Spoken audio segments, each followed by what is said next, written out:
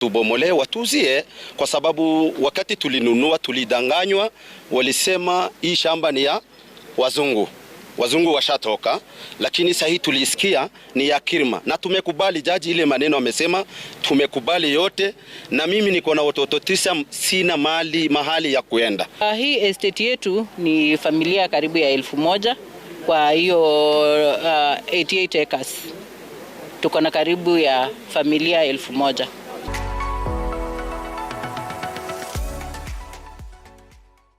Having bought a piece of the vast 1,000-acre land at 100,000 shillings in the year 2013, Gilo says that he attempted to establish who the real owners were. You know, they say if you want to find about something, you go to the local bar and local drunk and you hear what they are saying about. And what they were saying is this belonged to a Muzungu. So that's what we confirmed from the locals who were around here that time. The Mzungu, as the locals fondly referred to, is said to be of Italian descent. His surname, we are told, is Dimasi. But Gilo would later find out who the documented owners were. And later on is when we did another search and we discovered it belongs to Kirima.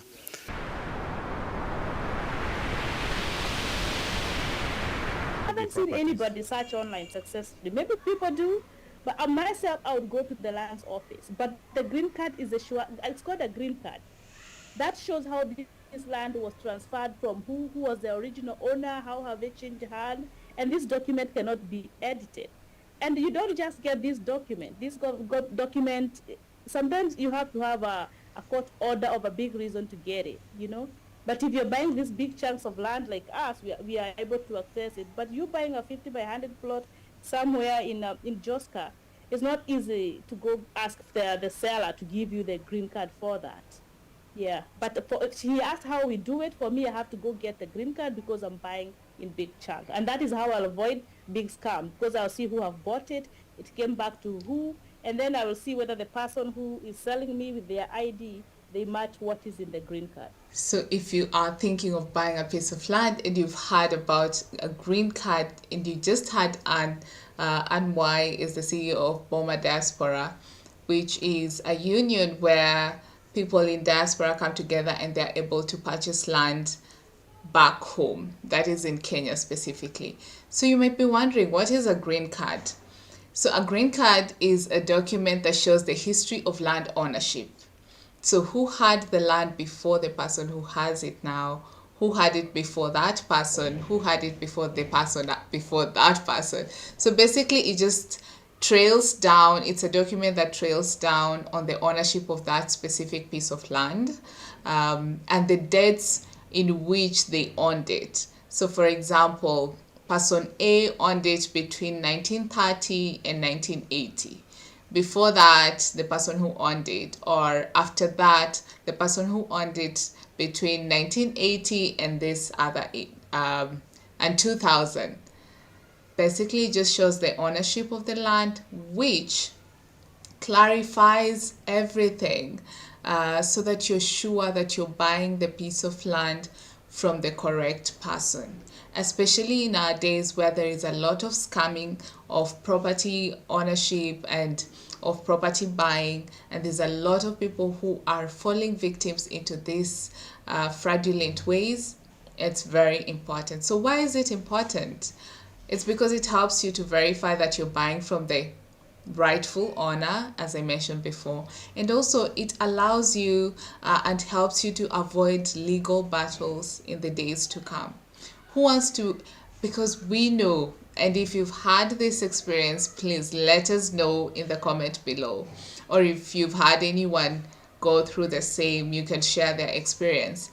But we've had stories time and again where someone was buying a piece of land from an agent or from a property farm, but that farm eventually it becomes a very tiresome and tedious process for them to actually end up getting the title deed of the piece of land. Why? Because they are getting the land from someone who is not the original owner. But if you have the green card, then you will be able to know who is the owner. And if the agent is not the owner, is there a written documentation that shows that this person is an agent who has been validated to do this purchase for me or to do this sale for me, so that it really reduces all these legal battles in your future days, so that you just acquire your property and you get it rightfully. So how do you get this copy? You have to go to the Ministry of Lands in Kenya, which is located in Nairobi, but I'm sure even the subsequent Ministry of Lands in the devolved counties, you may be able to get the process running and acquire it eventually. So what do you need for you to acquire it? You need a copy of the title deed, of the original title deed, its location, and any of the previous owners whom you may know. Of course, you need your identification, national ID as well. This will help to know which land are we trying to trace and where is it, so that then in the lands office, they will conduct a search with the information that you produce, which will eventually be able to generate, okay, this person had this piece of land within this period of time, detailing the history of the land. So must you get the green card for you to purchase land in Kenya? Definitely not. But as we mentioned, it comes in handy to avoid all the disputes that come about when you are unsure on who is the owner and how you may be able to acquire your title deed eventually. So the next time you think about purchasing land, how about paying a visit to the Ministries of Land to get the green card? Yes, the green card is not just about the one which allows you to leave the country. It also allows you to rightfully know, as you do your due diligence, who is the owner of the piece of land that you want to purchase.